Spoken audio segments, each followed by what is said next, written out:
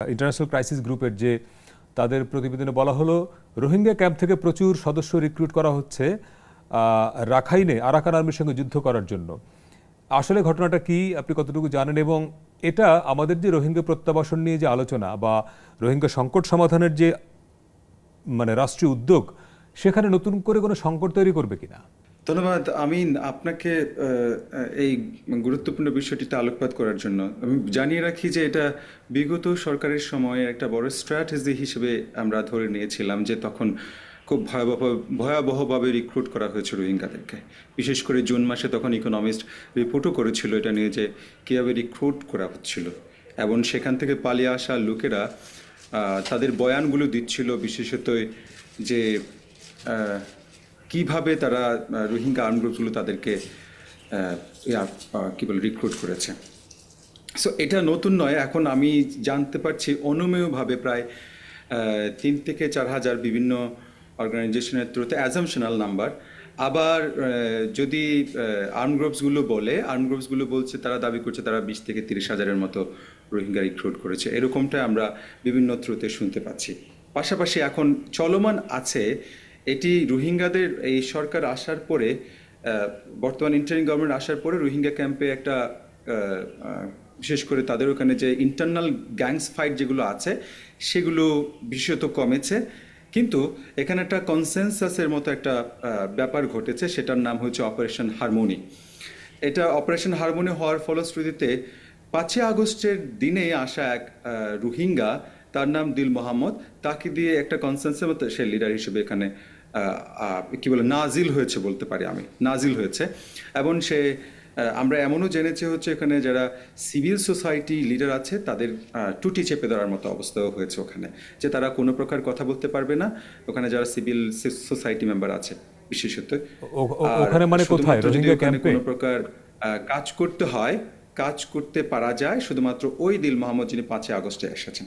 তো ওই দিল মোহাম্মদ আবার কনসেনসাস তৈরি করার মাধ্যম দিয়ে রিক্রুট চলমান রেখেছে, যেখানে ধর্ম একটা বড় এলিমেন্টস হিসেবে ব্যবহার করছে, যেমন জিহাদ এগুলোর এলিমেন্টসগুলো ব্যবহার করা হচ্ছে। সো এটা একটা নতুন সংকট যে যেখানে আরাকান আর্মির সাথে বাংলাদেশের খুব সম্প্রতি এটা সম্পর্কের অবনতি হয়েছে আমি বলা যায়, এই রিসেন্ট আপডেট যদি বলা যায়, সম্পর্কের অতটা উন্নতি হয়নি। এবং আমরা এমনও শুনতে পেরেছি বিভিন্ন মিডিয়ার থ্রুতে এবং বিভিন্ন সোর্সের থ্রুতে আমরা জানতে পেরেছি আরাকান আর্মি বাংলাদেশের সাথে সম্পর্কের বিষয়ে একটু ইতস্ততা বোধ করছে, যেখানে ইন্ডিয়ার সাথে তার সম্পর্কটা খুব স্ট্রং হয়েছে, এরকমটাও আমরা বিভিন্ন ইভেন ক্রাইসিস গ্রুপের থ্রুতেও আমরা জেনেছি। এবং ইন্ডিয়া তো ওখানে মিটিংও হয়েছে আরাকান আর্মির সাথে।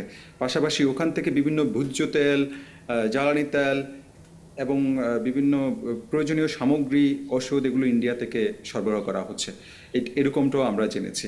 পাশাপাশি বাংলাদেশের সাথে ঈদের পর থেকে এটা according to the Arakan army, তারা বিভিন্ন থ্রুতে বলছেন যে তারা বাংলাদেশের সাথে ওই পরিমাণ আগের যে ইনফর্মাল ট্রেড আছে সে পরিমাণ ইনফর্মাল ট্রেড হচ্ছে না। এবং এটা এমন পর্যায়ে যেতে পারে, প্রো আরাকান আর্মি বিশ্লেষকরা বলছেন এমন পর্যায়ে যেতে পারে যে বাংলাদেশের সাথে আরাকান আর্মির সম্পর্ক নাও থাকতে পারে এবং এটা কাট অফ হয়ে যেতে পারে।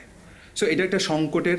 পাশাপাশি রোহিঙ্গা সমস্যা সমাধানের ক্ষেত্রে এই ধরনের আত্মঘাতী সিদ্ধান্ত, যেখানে রোহিঙ্গাদের সাথে আরাকান আর্মির একটা আন্ডারস্ট্যান্ডিং তৈরি করতে, যেখানে আমাদের গ্লোবাল কমিউনিটি থেকে শুরু করে বাংলাদেশ অ্যাজ এ হোস্ট এবং নেইবার হিসেবে যে রোলটা প্লে করতে পারতো, সেখানে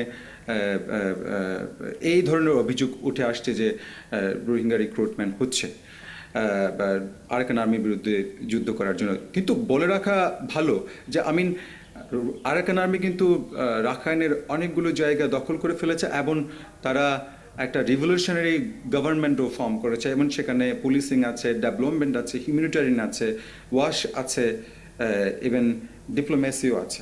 আরাকান আর্মি এরই মধ্যে বিপ্লবী সরকার বা রেভলিউশনারি গভর্নমেন্ট করে ফেলেছে। হ্যাঁ, তারা একটা বিপ্লবী সরকার করে ফেলেছে এবং তারা এখন অ্যাডমিনিস্ট্রেশন করেছে। রোহিঙ্গাদেরকে বিভিন্ন কমিউনিটি বেসড প্রোগ্রাম তারা জানাচ্ছে, রোহিঙ্গাদেরকে বিভিন্ন কমিউনিটি বেসড প্রোগ্রামগুলিতে তারা অ্যাডপ্ট করেছে। তবে এমনও অভিযোগ আছে, আমরা জানতে পেরেছি এমনও অভিযোগ আছে যে আরাকান আর্মি রোহিঙ্গাদেরকে কোনো প্রকার ফিস না দিয়ে সারাদিন ফোর্স লেবার করছে এবং বিভিন্ন ক্ষেত্রে নিজেদের কমিউনিটিকেই ব্যবহার করছে, যেখানে রোহিঙ্গাদের ফুটস্টেপসগুলোকে কাউন্ট করার জন্য। পাশাপাশি আমরা এমন অভিযোগ রোহিঙ্গা সিভিল সোসাইটি অর্গানাইজেশনগুলোর মাধ্যমে পেয়েছি যে বুতিরং থেকে মংডুতে, বিশেষত বুতিরংয়ে আরাকান আর্মি ওখানে রাখাইন কমিউনিটিকে রিসেটেল করছে, যেগুলো রোহিঙ্গাদের জায়গা।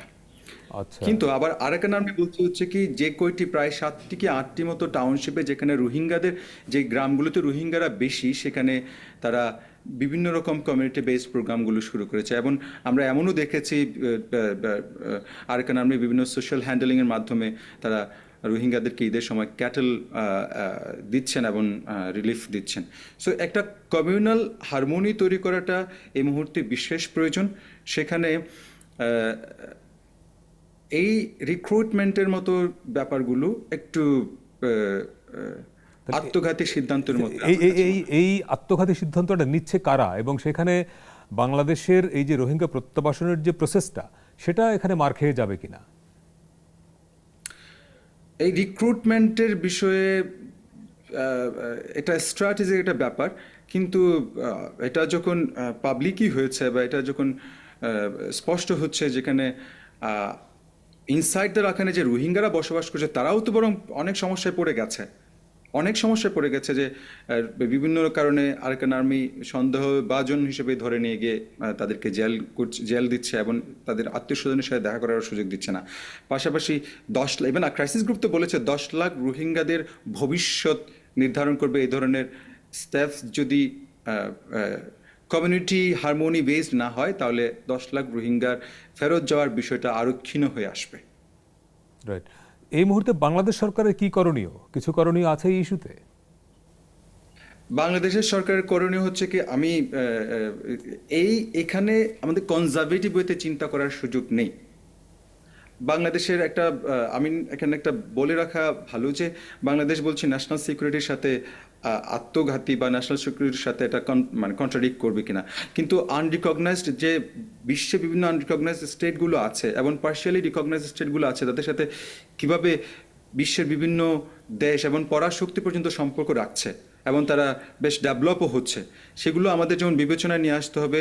পাশাপাশি এখানে কনজারভেটিভ ওয়েতে চিন্তা করলে এবং যে পুরাতন কি বলে সিকিউরিটি মডেলে যদি চিন্তা করে, তাহলে আমরা আমাদের স্ট্র্যাটেজিক একটা ভবিষ্যৎ স্ট্র্যাটেজিক পার্টনার হয়তো আমরা হারাতে বসেছি। আরেকটি বিষয় বলা উচিত যে নাফ রিভারে যে মানুষগুলো ফিশিং করে, তাদের জন্য আমরা কিন্তু অল্টারনেটিভ কোনো ফিশিং বা অল্টারনেটিভ কোনো প্রফেশন স্টিল ফিক্সড করতে পারেনি, এবং যে 8 বছর যাবত বা তারও কম সময় যাবত ধরে ওখানে ফিশিং করতে পারছে না এবং বিভিন্ন রকম সমস্যার সম্মুখীন হচ্ছে। পাশাপাশি কিছুদিন আগে আমাদের স্টেট ফোর্সের সাথে ওখানে কমিউনিটির একটা সংঘর্ষ হয়েছে, এরকমও আমরা জেনেছি। তো যার ফলশ্রুতিতে ওখানে অল্টারনেটিভ কোনো রিসোর্স বা সোর্স তৈরি না করে যখন করতে পারা যায় না, তখন আমাদের অপর প্রান্তেরও কিন্তু কোঅপারেশনের দরকার হয়। সো এটা বাংলাদেশেরও যেমন এই মুহূর্তে আরাকান আর্মির সাথে একটা স্ট্র্যাটেজিক এবং গুড আন্ডারস্ট্যান্ডিং তৈরি করা খুবই জরুরি, পাশাপাশি আরাকান আর্মির একটা গুড আন্ডারস্ট্যান্ডিং খুবই জরুরি।